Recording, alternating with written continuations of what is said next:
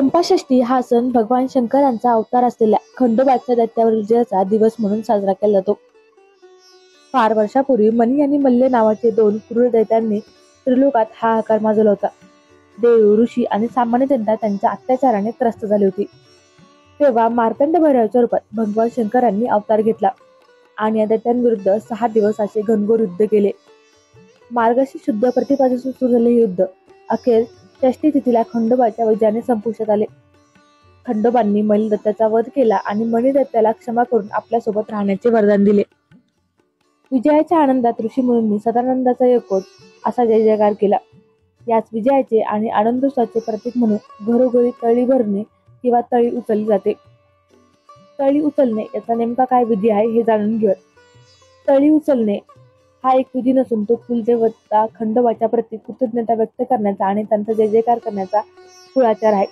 हा विधी कसा केला जातो हे बघूयात. घरातील देवासमोर जमिनीवर आसन मांडून तळी भरण्यासाठी बसतात. एका तामणात किंवा मोठ्या तपकात भंडारा पसरला जातो. यावर पाण्याचा कलश ठेवला जातो. त्यात विड्याची पाने, सुपारी आणि खोबऱ्याची वाटी असते. हा कलश खंडोबाचं प्रतीक मानला जातो. यानंतर विड्याची पाने, खोबरे आणि भंडारा देवाला अर्पण केला जातो. त्यानंतर आरती आणि पूजा झाल्यानंतर कुटुंबातील सदस्याच्या डोक्यावर टोपी ठेवून हे तामण ठेवतात.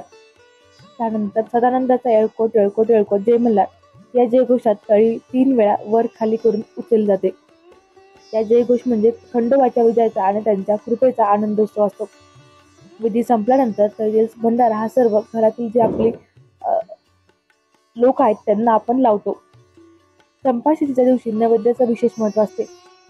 या दिवशी कुलाचाराप्रमाणे वांग्याचं भरीत आणि बाजरीचा रोडगा यांचा नैवेद्य खंडोबाला दाखवला जातो. चातुर्मासात निषिद्ध मानलेलं वांगे आणि कांदा या दिवशी खंडोबाला अर्पण करून परत कांदा खाण्याची प्रथा सुरू होते. चंपाषष्ठीचं व्रत केल्याने किंवा तळी भरल्याने भक्तांना सुख, समृद्धी, आरोग्य लाभते अशी सर्व भाविकांची श्रद्धा आहे. आयुष्यात संकटावर विजय मिळवण्यासाठी खंडोबाची कृपा आणि आशीर्वाद मिळतो अशी भावना आहे. चंपाषष्ठीला तळी उचलणे ही परंपरा केवळ धार्मिक विधी नसून ती महाराष्ट्राच्या भक्ती परंपरा आणि खंडोबाच्या पराक्रमाचा गौरवशाली इतिहास आहे. या परंपरेतून येणारी श्रद्धा आणि उत्साह हा प्रत्येक मराठी कुटुंबाला जोडतो. तर तुम्ही देखील तळी कशी उचलता हे आम्हाला नक्की सांगा. Apurva Talnikar, news 18 local, Chhatrapati Sambhajinagar.